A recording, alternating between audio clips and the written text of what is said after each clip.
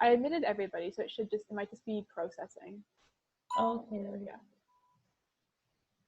Okay, so we good. So let me give a introduction to today's speaker while we wait for, there might still be people streaming into this talk. So welcome so much to all of you to today's seminar in the Photonic Innovation Centre, U of T Photonic Innovation Centre series. Today, in collaboration, I should say, in collaboration with the SPIE and OSA student chapters at U of T. So today we're very happy to have Professor Bhavin Shastri giving a talk today on his latest research on neuromorphic silicon photonics. Professor Shastri is an assistant professor of engineering physics at Queen's University in Kingston, so nearby. He's also a faculty affiliate of the Vector Institute. And before he joined Queen's University, he was a postdoc and a research associate at Princeton for about 6 years. And before that, then he got his bachelor, master's, and PhD degree all from McGill University. Professor Shastri has done a lot of very interesting work and is one of the pioneers in neuromorphic photonics, especially using silicon photonics. And he's received a great deal of prizes. So most recently in 2020, so just last year, he won the Institute, IUPAP, the International Union of Pure and Applied Physics Young Scientist Prize in Optics for his contributions to neuromorphic photonics. He also won the Banting Postdoc Fellowship for his postdoc stay at Princeton University. And those of us in the Canadian system know that the Banting Postdoc Fellowship is the most prestigious postdoc fellowship in Canada. And he's also won the IEEE Photonics Society Graduate Student Fellowship. He was the top graduate, PhD graduate from McGill University with the D.W. Ambridge Prize. And also other postdoc fellowship from NSERC, a SPIE scholarship, and also for graduate studies as well, the NSERC Alexander Graham Bell Canada Graduate Fellowship, and so on. So you can see there's many awards in his biography. Without further delay, I'd like to pass the floor to Professor Shastri for today's seminar. Thank you so much. I'll try to share my screen right now. Hopefully, can you see my screen okay? Yes. Okay. Thank you very much. I'll make sure that I just have my timer on just so that I don't go over time. Thank you, Professor Poon, for the introduction, and I would also like to thank Professor Poon again and Professor Chian for the opportunity and the invitation to give this presentation. So today I'll be talking about some of the work that we've been doing in this area that we call neuromorphic photonics, where the idea is simply to implement neural networks in hardware and using a photonic substrate. And the reason we would want to do something like that is to see how we can enable new class of applications in machine learning and brain-inspired or neuromorphic computing that requires real-time processing, low latency and high bandwidth, which might be challenging to achieve on other platforms. So a lot of this work was started by my postdoc advisor, Paul Prusnell, whom I've also listed here.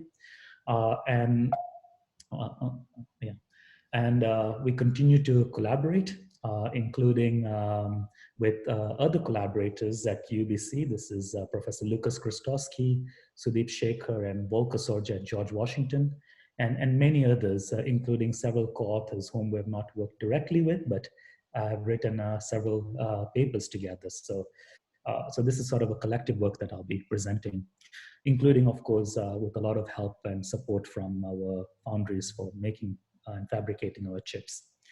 Of course, I wouldn't be here talking if it was just for me. If this is all the work that I'll be presenting is done by my students and postdocs. So they pretty much do all the heavy lifting. And as my colleague has mentioned, I get to be a spokesperson for the work that they have done. So I'd like to just acknowledge that this is all a collaborative effort and a lot of work being done by our students. So I'll start off with a brief overview and an introduction as to why we might be interested in implementing neural networks in hardware, specifically for machine learning and neuromorphic computing based applications.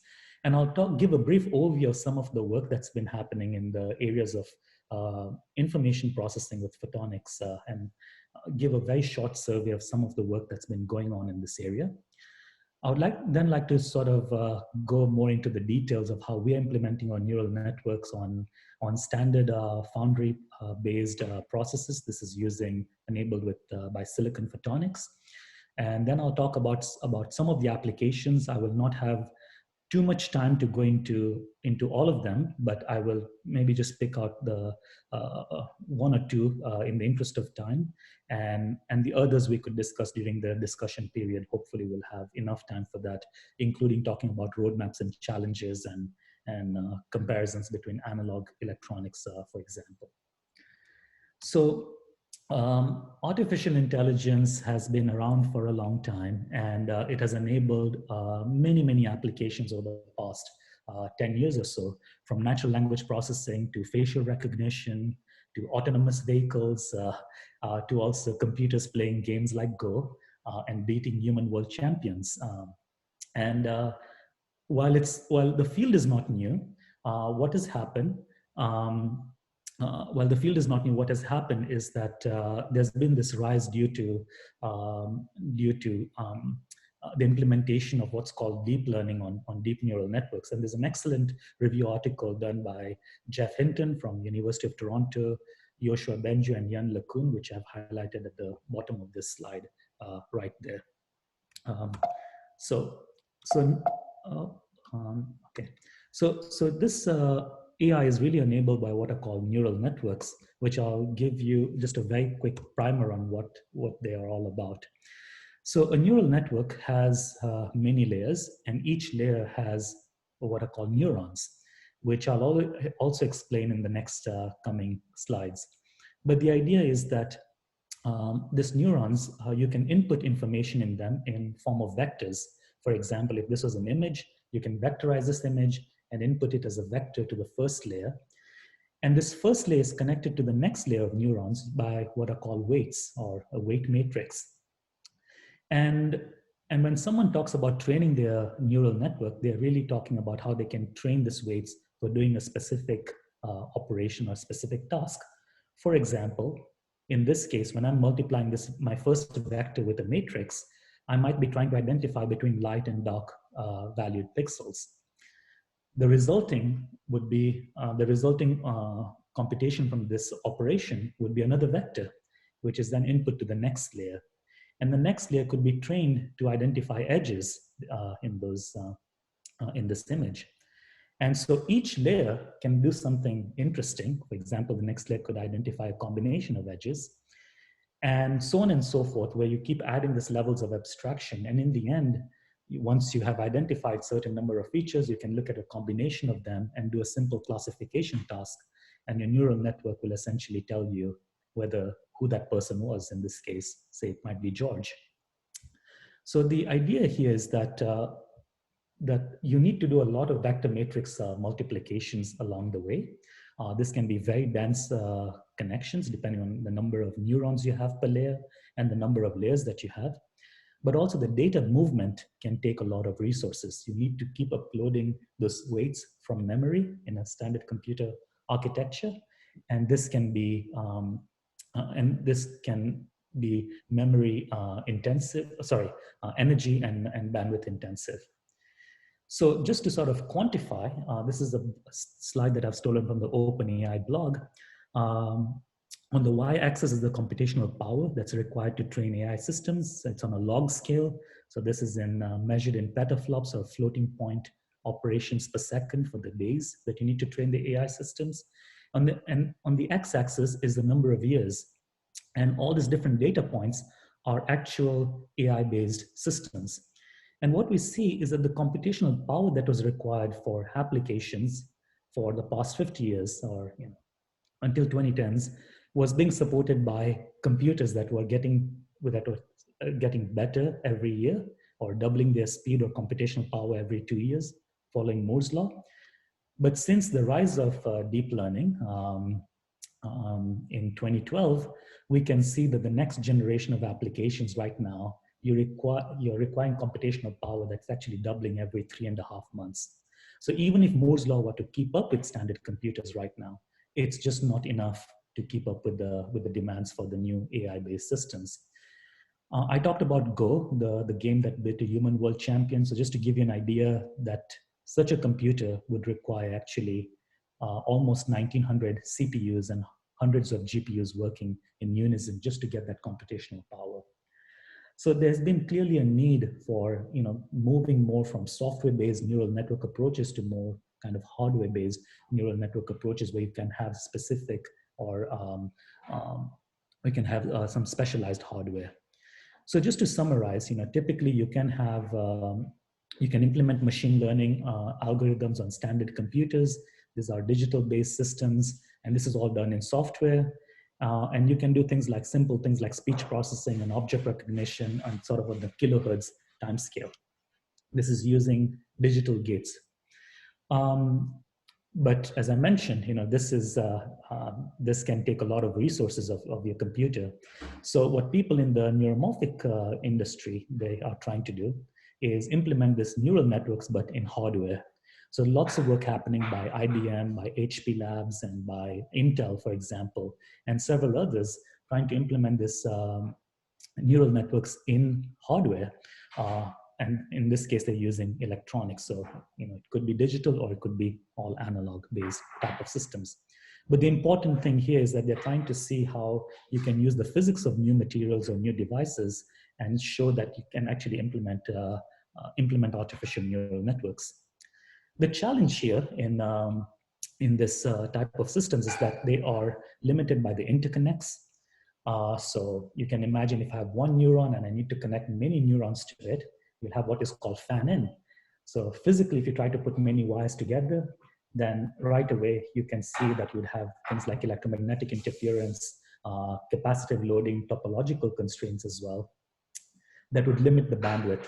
And so this, even neuromorphic electronics right now is kind of limited to a few megahertz timescales, not to mention the energy efficiencies that can also not scale favorably with the number of interconnects that you can have.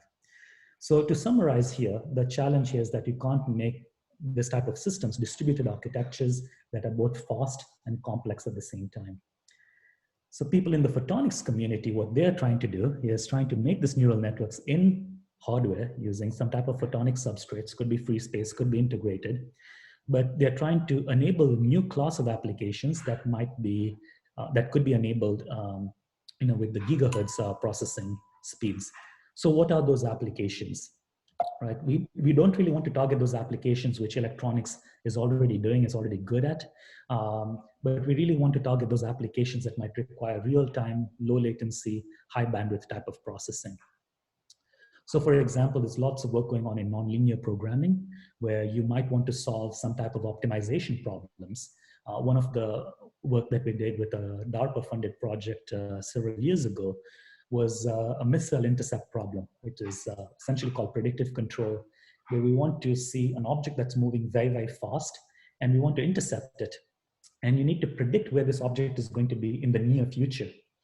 So based on the current set of parameters, and this boils down to being an optimization problem that needs to be solved over and over again, and you need very, very low latency to solve such problems. And it happens that photonic integrated circuits can potentially solve those type of problems. There's been some work going on in trying to solve partial differential equations as well. This is done by Volko Soja at George Washington University. There are several papers that have come out in trying to speed up vector matrix multipliers, just purely linear operations in high performance computing and in machine learning inference type of tasks. but also there could be applications in ultra-fast learning or online learning.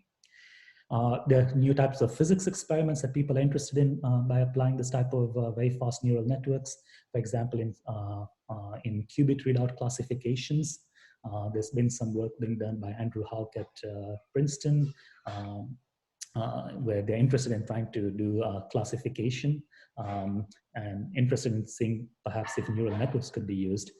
And also in some other experiments where you might have trying to detect high energy particle collisions, where you need very, very fast neural networks to do classifications on a fast time scale. And there are several other applications, for example, in optical communications and in RF processing, where the information is already in the analog domain, and you need to process those signals with wideband RF, with wideband and high frequency signals. And of course, there might be some other applications in mining this spectrum. So it's a bit speculative at this point, but again, these are a number of applications that people are interested in. So having said that, I'll just give a quick overview of some of the work that's happened in the areas of photonic information processing over the last decade. A lot of work started in what was called this photonic reservoir computing in Europe. This was work started by Laurent Lager at Femto-ST and Ingo Fischer in Spain, and also Peter Binsmant at Ghent University. There's lots of interesting work going on in Daniel Bruner's lab at Femto-ST. So I'll not be talking about photonic reservoir computing, but this is an area that has gained a lot of traction. We have been working on this, what we call multi-wavelength neural networks, where we're trying to build neural networks using wavelength multiplexed approaches on silicon photonic platforms. And there's some very interesting work that just came out last month. There's two articles that came out in Nature, one by Wolfram Pernis and Harish Bhaskaran's group, where they're using phase change memories with wavelength multiplexed approaches, and another related work by David Moss at Swinburne University using, this is more traditional fiber optics. There's been lots of work, you might have heard about Mach-Zehnder meshes, where you use a coherent-based approach. This was a lot of work done by Marian Soljacek and Dirk Inlet at MIT, and also Shan-Hui Fan at Stanford. And there's a whole slew of work that's being done on spiking-based neural networks. So these are, rather than looking at artificial neurons, you're looking at more at the dynamics of neurons and relating them more close to biology. So we've done quite a bit of work on that. I'll not be talking about that in the interest of time. And there's a very recent paper that came out a year and a half ago by Pernis and Bhaskaran in Nature. So I'll, if you're interested, you can read that work and several others that have been published in this area. And then there's also a whole slew of work that uses free space optics.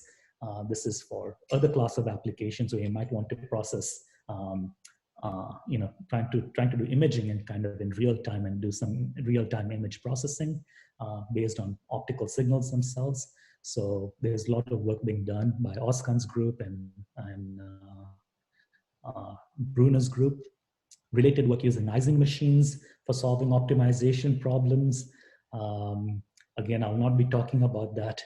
And some very interesting work on using superconducting optoelectronics for trying to make neural networks at very, very low temperatures, at cryogenic temperatures, which might have applications in users co-processors with quantum-based, quantum computing platforms, for example. So that work is being done by Jeff Shainline, Sonia Buckley, and also Alex Tate at NIST, who was a former PhD student in Paul Prusnell's lab.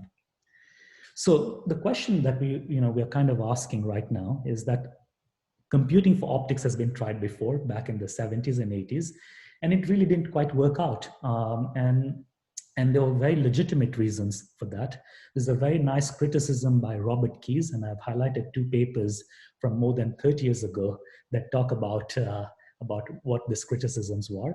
But this was mainly geared towards digital optical computing, where people are trying to make digital logic using optics. And we all know how that went. It's not really a scalable platform. Then we can't really make optical transistors that can compete with electronics today. So while we're not doing any digital optical computing, just to make that clear, we're doing distributed analog-based computing. But the same challenges still hold, right? So number one is fan out that I talked about. How do you connect one neuron to multiple neurons? That leads to cascadability. Can one neuron drive another neuron?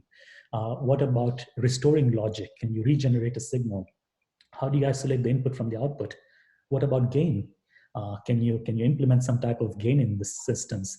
What is the relative cost to electronics? How are you going to integrate all the systems together? And how are you going to have stability and fabrication precision and adjust individual devices?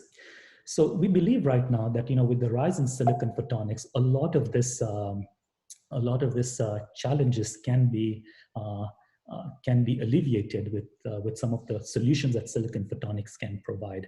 For example, you can create now wavelength-based multiplexed approaches, networks on chips. You can have very efficient OEO signal pathways. OEO stands for optical to electrical to optical pathways. Lots of work being done by Masaya Motomi's lab at NTT in Japan, where they're making extremely efficient photodetectors, driving modulators, so you can easily go now from the optics to electronics and back. And we can also have CMOS being integrated now monolithically on the same platform with Photonics. So this has really allowed us to start looking at this type of large-scale systems and potentially see if we can actually do some type of distributed analog-based computing. So we have a review article that came out just last month or a few weeks ago. So if you're interested, I would have references here. This talks a lot more about some of the challenges and the roadmap. So I would encourage you to check out this article. And in parallel, there was a very nice perspective article done by Dimitri Saltis, who did the pioneering work in optical neural networks back in the 80s.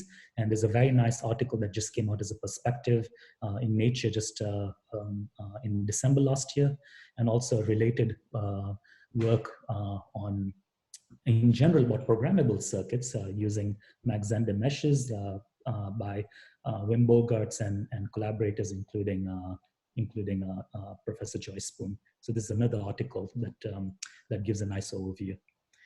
So I'll now, having given this introduction and an overview, I will now switch gears and talk about some of the work that we have been involved in. So how do we go about building a silicon photonic neural network? So we are looking at this, we go back to looking at this neural network that I showed before, and we zoom into one of these neurons, which is represented by this orange circle. So as I mentioned, in this neural networks, you have each neuron can be connected with many, many neurons coming from a previous layer. And so the signals that are coming from many layers to this particular neuron, each one of them gets weighted. So there's a linear operation that's happening where you have this vector multiplied by another vector. And so this, what we call, is a dot product of two vectors before you sum them up, each resulting operation. And then this essentially acts some type of a matched correlator or matched filter, doing some type of pattern correlation. And then you need to do some decision making, and that's being done by a nonlinear activation function that follows this linear activation unit. And so this could be some type of sigmoid, or this could be some type of a binary based thresholder, where you compare the resulting signal once you've done your dot product of your two vectors with a certain threshold. If it's above that threshold, you let the signal go through, otherwise you suppress it. And so it acts as a very simple way of doing decision making. So since this is the photonics crowd, I'm not going to go into a lot of the details, but I'll kind of just show like how we have gone into implementing this using simple devices. So we use wavelength multiplexed approaches where we can modulate each signal on a different frequency of light or a different wavelength of light. Typically, if this was not a photonics card, I'd explain what is wavelength multiplexing, but I'm going to be skipping that. So now you can have all these different signals that can be multiplexed in a single waveguide. And we use tunable filters, spectral filters, here implemented using microring resonators. So you can think of this microring resonators as tuning knobs on a radio, for example, where you can have it, where you can tune to a specific frequency. So here you can have multiple microring resonators that can be tuned to a specific frequency or wavelength of light. And you can start detuning them from their resonances to allow a small amount of light to come out from the resulting port. So in this case, you'd have what's called a through port and a drop port. The power in the through port and drop port ideally would add up to 1 if there's no losses. And then we use this balanced photodetectors here, which I'll talk about in just a second, that allows us to sum up all those signals together. So in effect, we are doing this vector product of two vectors, where you have x1 multiplied by w1, x2 multiplied by w2, and so on and so forth. The photodetector just allows you to sum up everything. Now, the reason we have a balanced photodetector is it allows us to get both positive and negative weighting. And how does that work? So say I wanted a resulting weight of 0.8. So the way I would do this is that if I put 90% of my light on the top waveguide and 10% at the bottom, then automatically by using this balanced photodetectors, I would get 90 minus 10, I would get a resulting weight of 0.8. But if I wanted a weight of negative 0.8, because we know we can't get negative values in photonics, but by using this balanced photodetectors, I can simply put 10% of my light on top and 90% at the bottom, and I can get a resulting negative weight.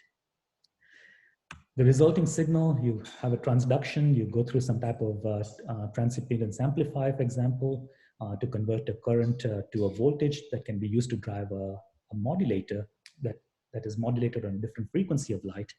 And here you can implement, using electro-optic nonlinearities, a different, a given activation function. So here, the interesting thing is that each neuron, for example, so this is essentially the model of a neuron, each neuron can be identified with a different frequency of light or with a different color of light. And this is the way you can start now networking multiple of these neurons on chip. And I'll talk briefly about that later.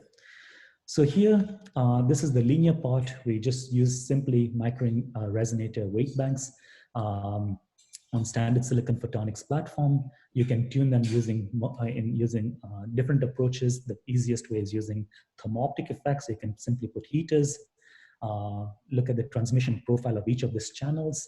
The black lines here are the WDM channels that we want to weight. And you can independently tune each of these microring resonators by applying a little bit of heat that changes its refractive index and hence the resonant condition. And you can move this transmission profiles along this WDM based signals to then weight the signal. And you can do this with both positive and negative by sending them either to the positive or the negative end of the photodetector, and hence you can get both positive and negative weights. That's just shown here. Now, a lot of times the challenge here that you have is controlling this microring resonators. How well can you tune them? Because if you want to tune between 0 and 1, it means that you can go anywhere between this, where my laser point is showing, to somewhere on top here. But how well can you tune it? So I'm not going to have time to go into the details, but we have developed a lot of feedback-based algorithms that can allow us to tune this to specific values. And it's not infinite resolution that you can have, but we have been able to do so far in the lab around 7 bits of resolution.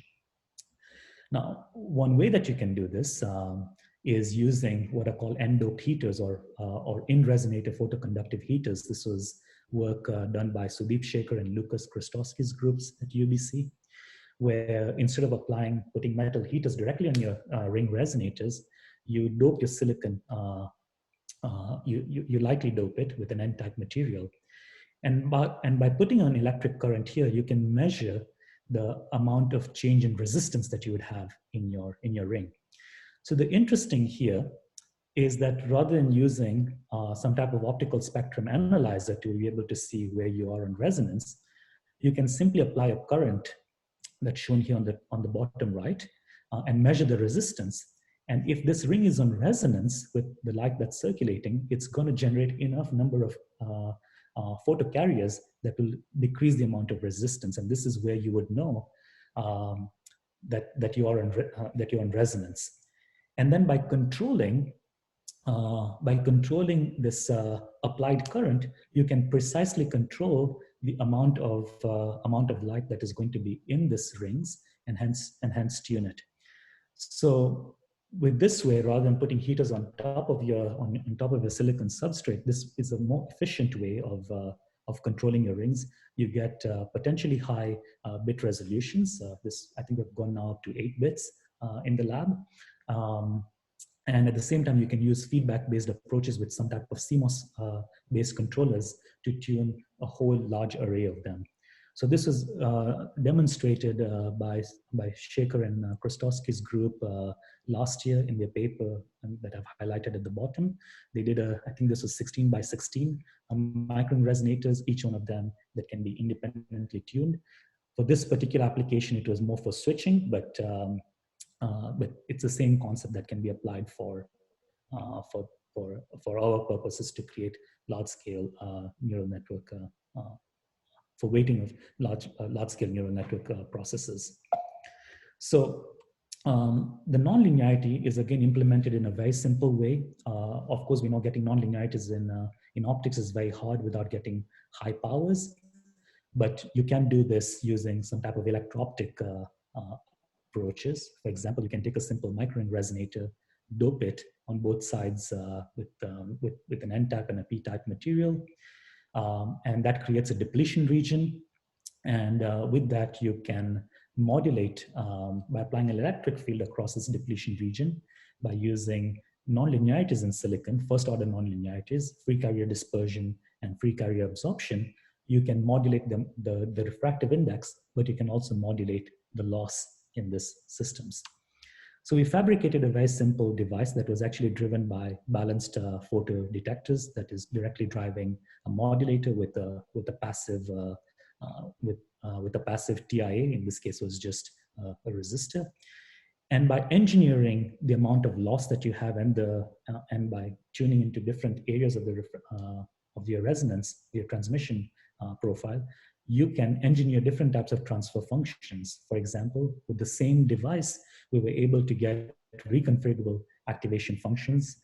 For example, sigmoids that can be used in recurrent or Hopfield-based networks, rectified linear units and for convolutional or feed-forward neural networks, and also quadratic type of transfer functions that could have applications in supportive vector machines. The important thing here is that this is a single device that can just be reconfigured for giving you these different types of transfer functions that can be used in depending on the applications in different neural networks. So we can take this whole, put everything kind of together and put all the linear part and the nonlinear part monolithically on the same platform, again enabled by silicon photonics. And you can, just to summarize, you can get both positive and negative weighting.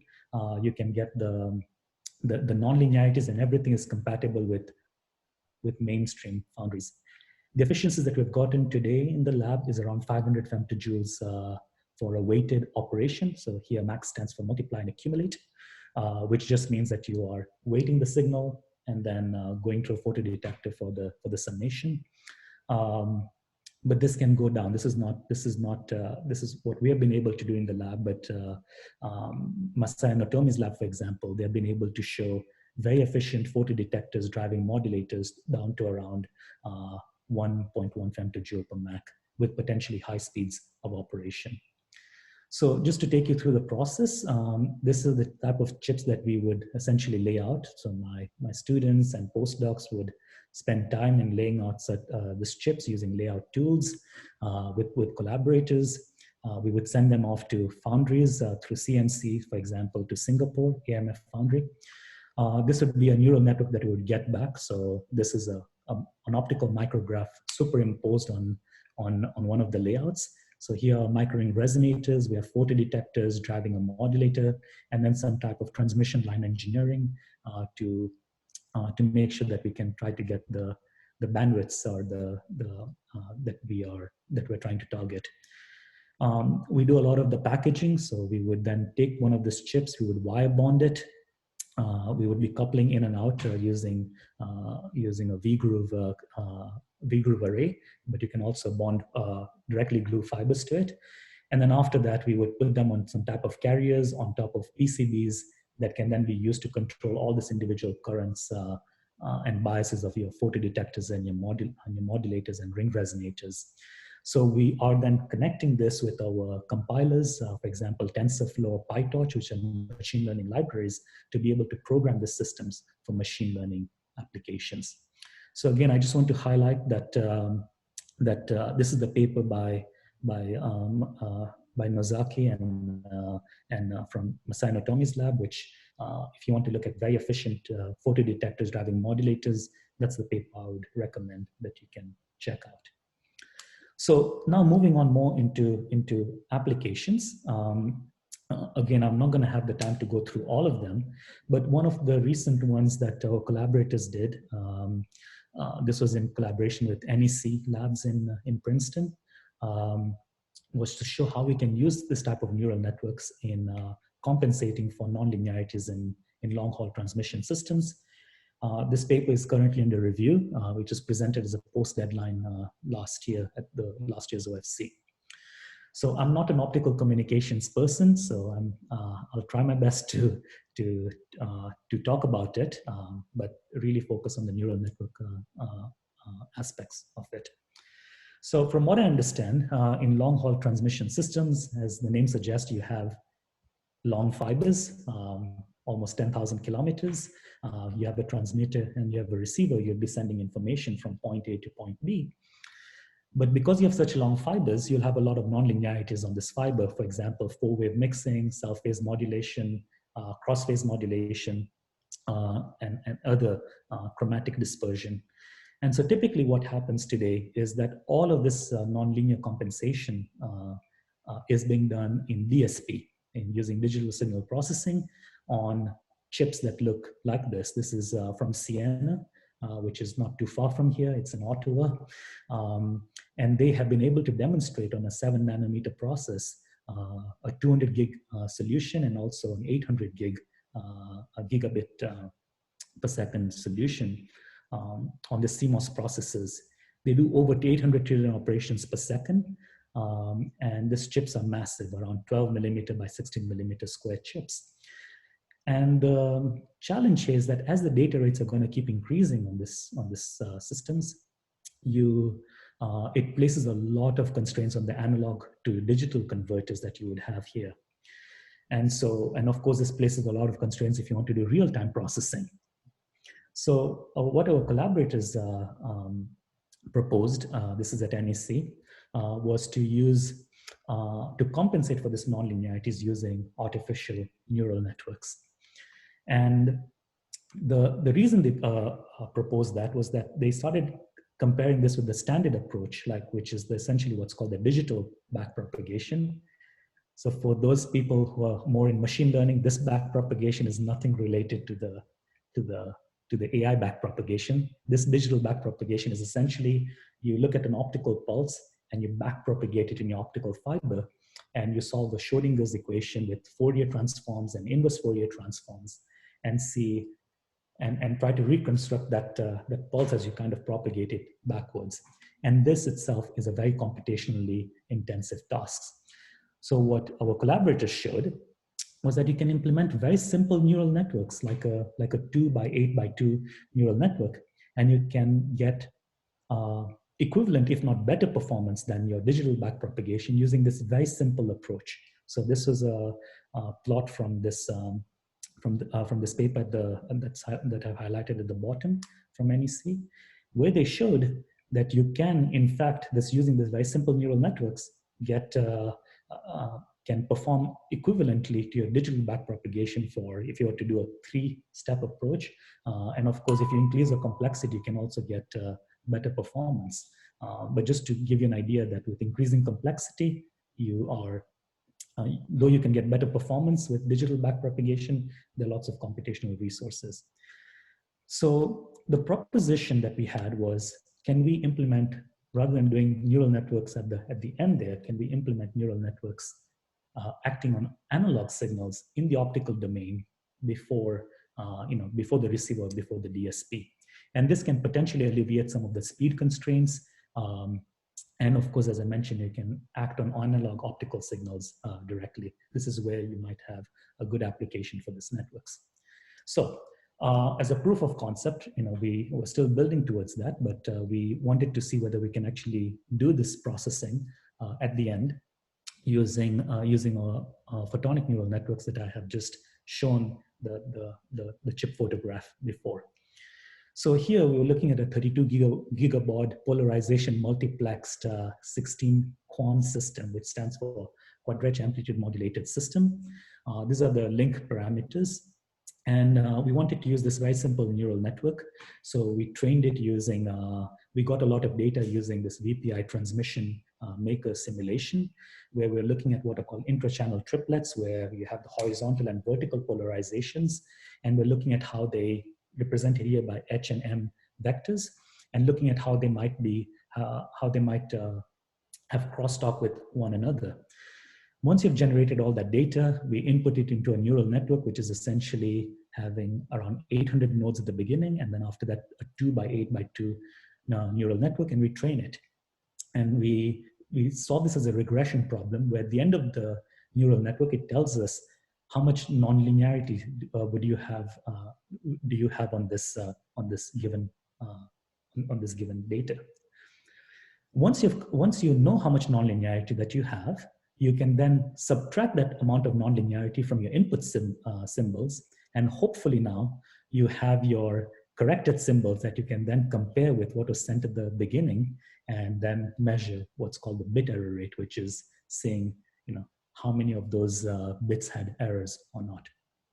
And so, we use that as our optimization function, and we continue to update the weights and biases of this networks until we find something that's optimum. So we implemented this on our silicon photonic chip. So this was one layer. So this is not the whole neural network, but this is just a single layer. And these are the weights and biases of this 2 by 8 network. Physically uploaded them onto our chip, and then saw how the performance would be. So just to mention here is that in this particular case, there were around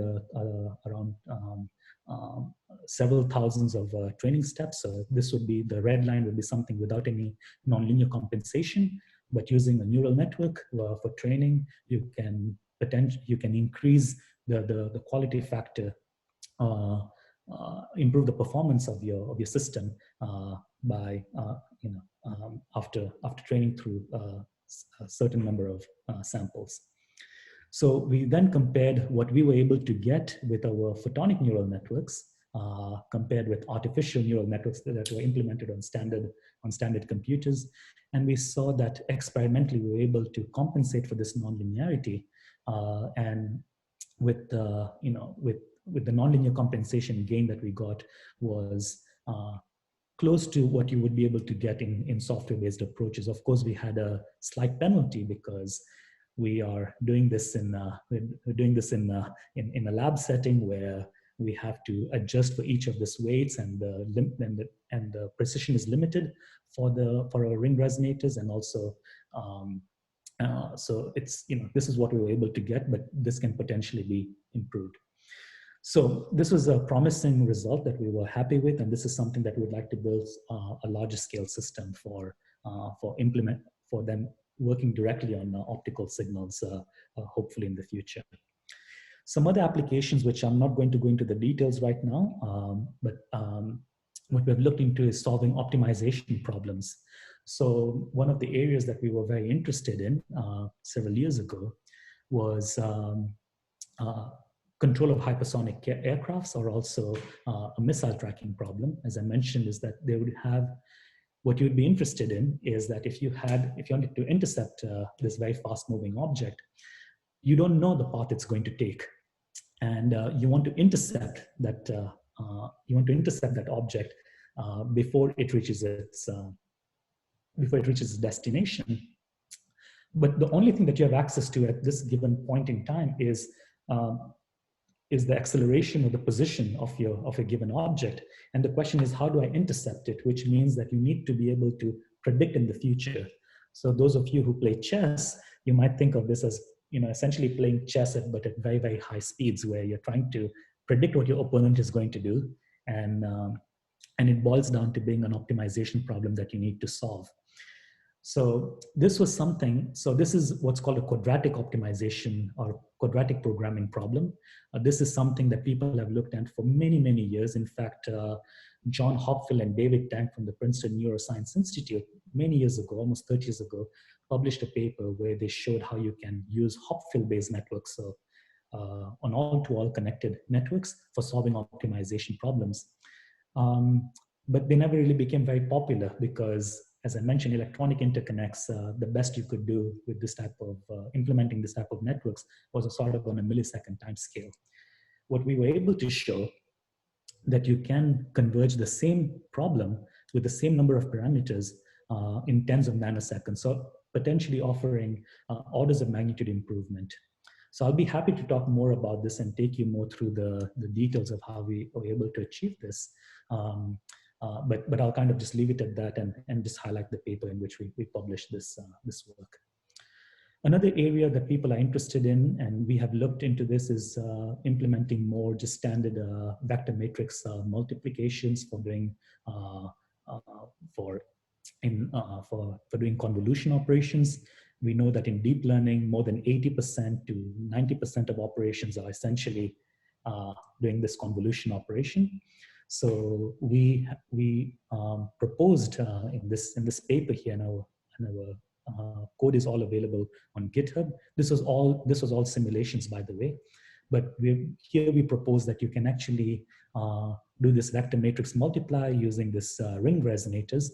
But importantly, you can process multiple kernels in parallel using wavelength multiplexed approaches.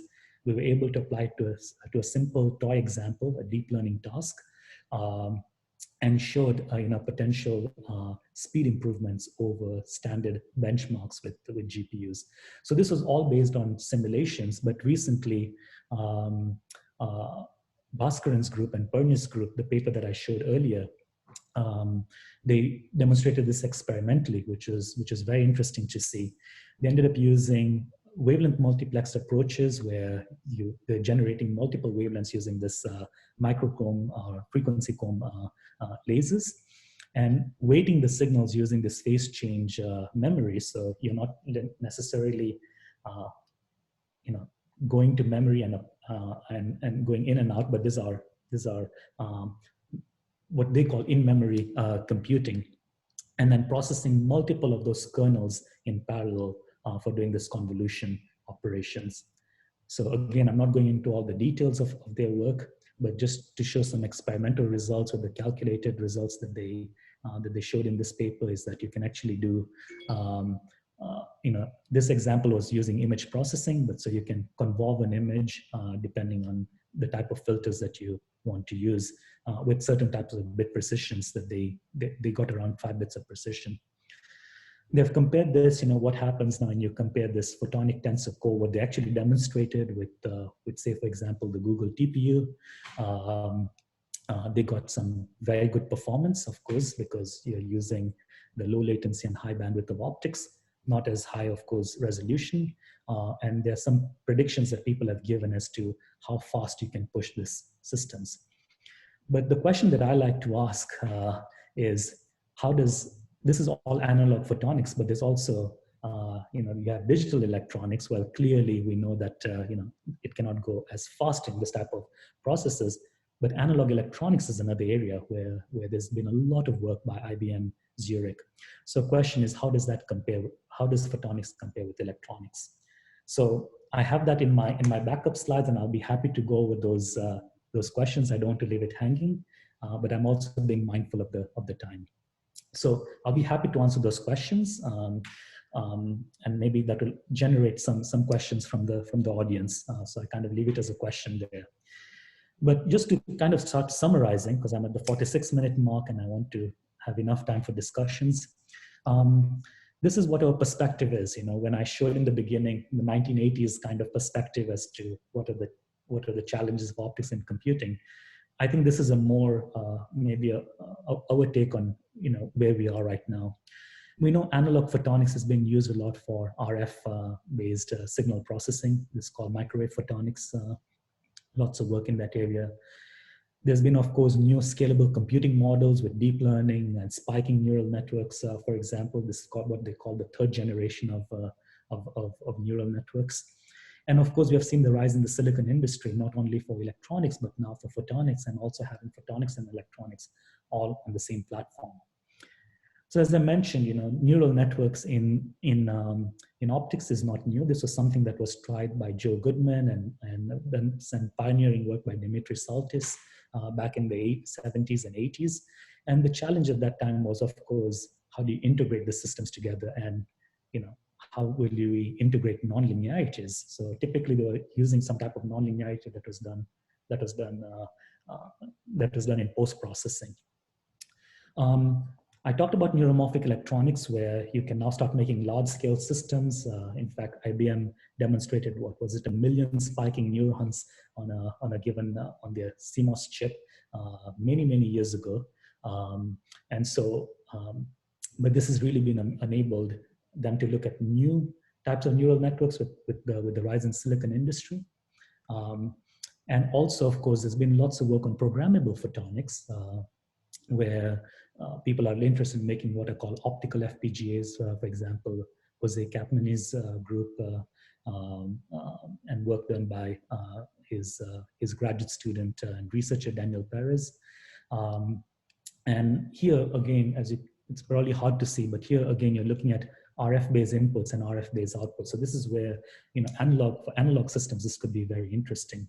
And we feel that these three areas have come together right now, that perhaps neuromorphic photonics could find some niche applications that can be enabled that would be difficult for other platforms by themselves. So just as a roadmap, we had this in our review articles. I'd just like to show this, show kind of a vision as to where this might go maybe in the future.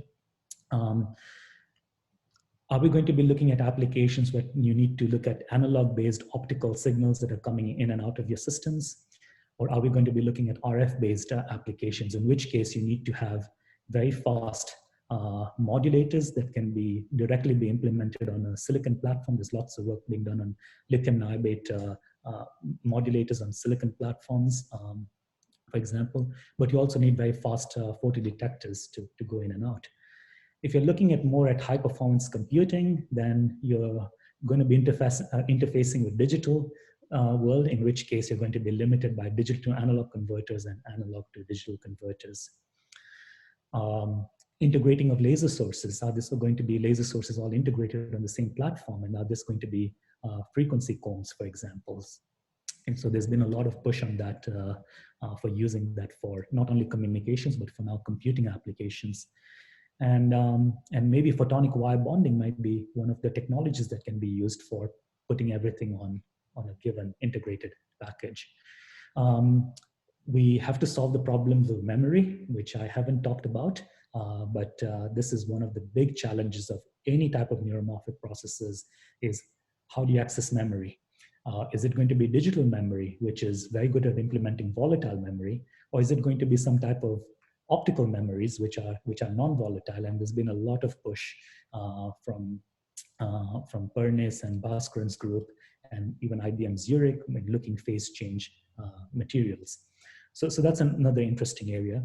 And then finally, co-integrated with electronics, especially CMOS, where we want to control each of these rings and resonators and modulators and maybe not at a very fast time scale, but still update them. So we need very tight integration with electronics. So this is a roadmap, and we've discussed a lot of these ideas in our article. If you're again interested, I would encourage you to read the last few pages of this article. There've been, of course, lots of interest in industry. Number of companies that have come out. I know there are a couple of companies in France. There's one company in Montreal even now that was founded last year. And there are a couple of companies that came out from MIT. I'm just highlighting one of our PhD students, Mitch Namias, who has founded his own company called Luminous Computing, where they are looking at similar ideas, and it's being backed by some people that you might recognize here.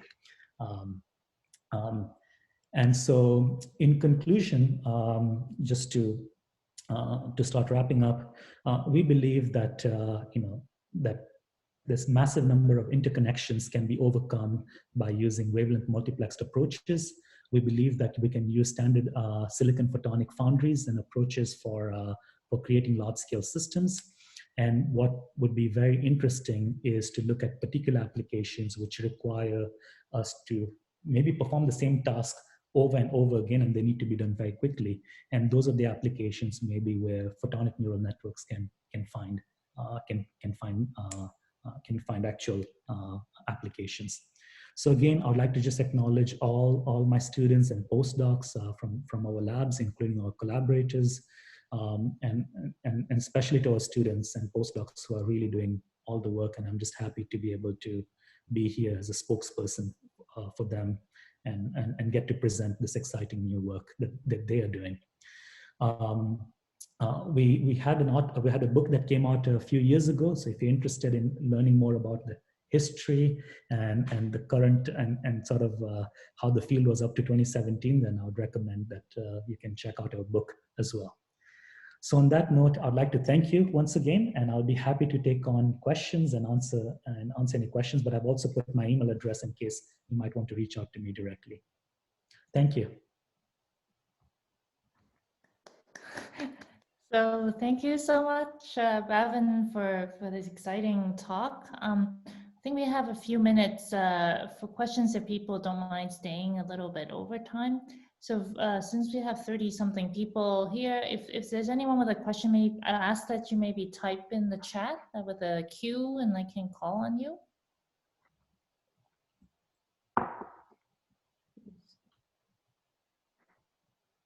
Seems right. Are people allowed to chat? Let me see. Yeah. Are there any questions? Maybe I'll kick off. I thought there'll be lots of questions, especially from my group. Anyway, so the very first question, I'll kick things off. So just on the microring weight banks. So you said that, I just wanted to get a clarification on the speed. So you were saying that they could work at 10 gigabit per second. Or is it giga sample or something per second? But I thought that the weights were being tuned through heating. So how could it be so fast? Do you mean? Yeah, I didn't really quite understand the speed metric that you quoted. Oh, so good question. So to answer your question, and the question is, if the weights are being tuned, say, thermoptically, with thermoptic effects, how come we're claiming the speed is in the gigahertz range?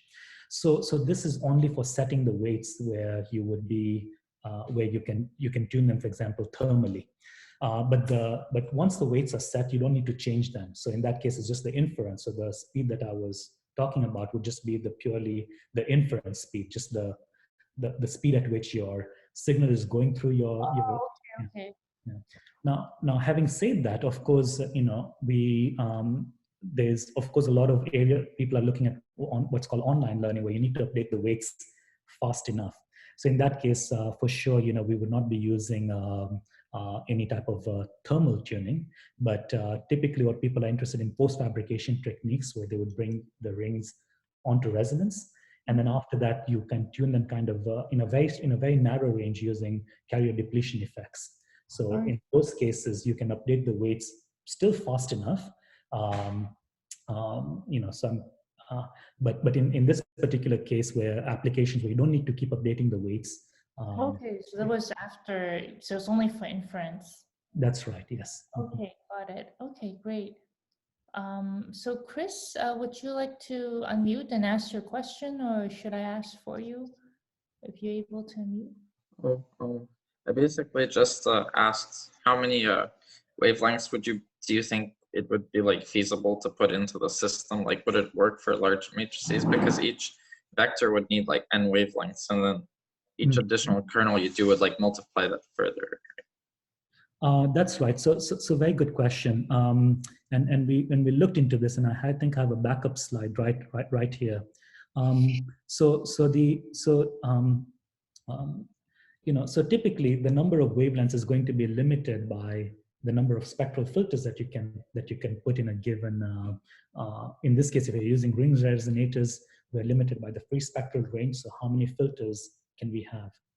So, and then what's the line width that, what's it sort of, not the line width, what's the channel spacing? So to be able to increase the number of channels, you either need to increase the free spectral range, which means that you need to make your rings perhaps maybe smaller, which then leads to quality factor issues. Otherwise, you need to decrease your channel spacing. And so you fundamentally are going to be limited by by the diffraction limit of light, because you can't make your rings as smaller than they are.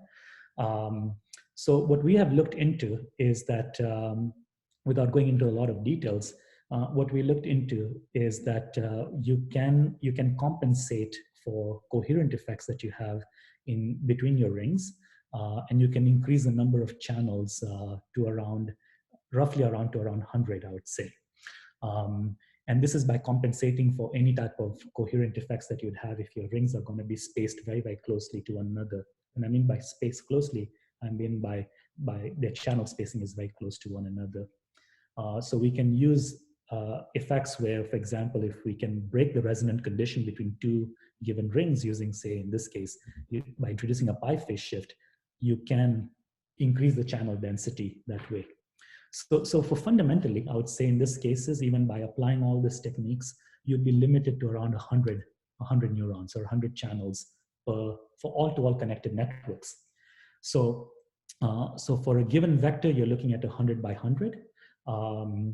And sort of one step, to go further in your question, is what happens if you had matrices that were 10,000 by 10,000, very large matrices. So what people typically do right now, and this is what is being done by Google's TPU, they use what is called a gem compiler, where they would take large matrices, they would start breaking them down, and then they would process them using what's called a tensor core. So in this case, the tensor core could be 100 by 100. So you take these large matrices, break them down, and the proposition here is that the fact that because you're using this hardware over and over again, you can with photonics, you can potentially do this multiplications on a faster time scale. This is literally what this company called Light Matter is doing with the Mach-Zehnder meshes, because you can't really scale the systems up to be 10,000 by 10,000, for example. So hopefully that answers your question. Yeah, this is helpful. Thank you. Thank you. So we have Eamon Tagavi. Would you like to ask your question? Yes, sure. And thank you so much, Professor Bhavin and Joyce. My question is about the speed of modulators. Is that also something that we're interested in, higher speed, higher bandwidth modulators, or still just like a weight bank? We're not very interested in that. No, so very good question. The question is the speed of the weight banks versus the speed of the modulators. So yeah, so the speed of modulators is no going. There's no going around that. So that one, if you want to do fast processing, then you would need you need very fast modulators. This is where the fact that we can modulate this nonlinearities at very, very high speeds is where we feel that we can have advantages over electronics. So the speed of your weights, you don't need to update them as fast. They can be in kilohertz time scales, depending on the application. But your modulator, you would definitely need that to be on gigahertz at least time scales. Mm-hmm. Yeah. Okay. So even if we are not dealing with the online learning, which does require a very fast weight bank, we still need a very fast modulator. Absolutely, that's right. Yes. Mm-hmm. And how about the balanced photodetectors? Do they need to? yeah, they need to be, sorry not to interrupt. They would also need to be very fast as well. And but the trick there is that the photodetectors can be fast themselves, the modulator can be fast themselves, but the link between the photodetector driving the modulator, which is the electronic link between, that also has to be fast enough. So it's not just having the two of them fast, it's engineering the link in between as well would need to be fast. Great, thank you so much. Yeah, welcome. Neil? Yeah, thank you for the talk, Professor Shastri. So my question is like how to overcome the coupling losses in the microring resonators, because like they would definitely affect the weights in the neural network, right? So how challenging is it, and how to compensate that problem? Compensate for the loss, right? So so there are a number of ways that you can do that. Number one is that you can simply and I don't know if I have it right here, but one option is I'm trying to find the slide here. If I can just jump directly to it, I don't know if I'll be able to, but one option is I feel. I think it's hard for me to jump or anyway, I'll just try to answer it. So the one option is that of course you can increase your laser power, right? That comes right after the modulator, but that's probably not that's going to increase the nonlinearities that you have in your silicon, and that's not very advisable. So what people have proposed is, and this is something that has not yet been done, is for example, is to put some type of transimpedance amplifiers where we can have some type of electronic gain. And we had a paper that came out last year in JSTQE, which talks about noise and the cascadability trade-offs by putting this type of impedance amplifiers. With some of the work that Professor Krostowski is doing, for example, and Iman, I recognized you with the question with the photonic wire bonding. You know, you can have SOAs, for example, integrated on your platforms for providing on-chip gain. So these are ways in which you can compensate for the losses in your system. But again, it's not something we have yet demonstrated. Thank you. And just one additional question, This should be the very last question, because there was also what I would want to ask. So Neil, please go ahead. Sure, yeah. So you asked in your slide one question, like how does the analog electronics compare with the analog photonics? So could you comment on that, like further, how you think they compare with each other as of now? Yes, sure. So we had a paper that came out, and I think let me see if I can just if I can I don't know if it's hard for me to maybe so analog electronics is an area that has gotten a lot of traction, and especially because you can have analog memories. So just to summarize here, what we found out, and this analysis is by no means perfect or anything, but this is just our attempt to understand the systems. What we found is that if you're able, there's a penalty to play with the energy per computation, which is measured in joules per Mach, by increasing the bit resolution. So what we found out, and I would encourage you to see this paper if you're interested to learn more, that if you were to go to higher bit resolutions, photonics does not win against electronics. In fact, you would get much better energy efficiencies and compute densities, which is the bandwidth, with analog electronics, if you're with higher bit precisions. But if you're able to find applications where you have low bit precisions, for example, in this case, 4 bits, this is where we actually see photonics starting to outperform electronics. So it really depends on the bit precision. And so again, the question to ask yourself is like, what are those applications that require low resolution of bit precision? You know, so yeah, but very good question. Yeah. Thanks. Oh, thanks so much. Thanks so much for this wonderful talk, and and also the good comparison. Actually, I'm very glad to see it at the very end. Since we're a bit over time already, then I I would ask that we close this talk now. And so on behalf of everyone at U of T and also abroad, we will give you a virtual applause. Thank you so much, Bhavin, for visiting, virtually visiting, giving this a really exciting talk about your work. Thank you. Thank you so much, Professor Poon, and thank you everyone once again for having me. Yeah. Thank you so much. Okay, have a great afternoon, everybody. Thank you. Thank you. Bye. Bye.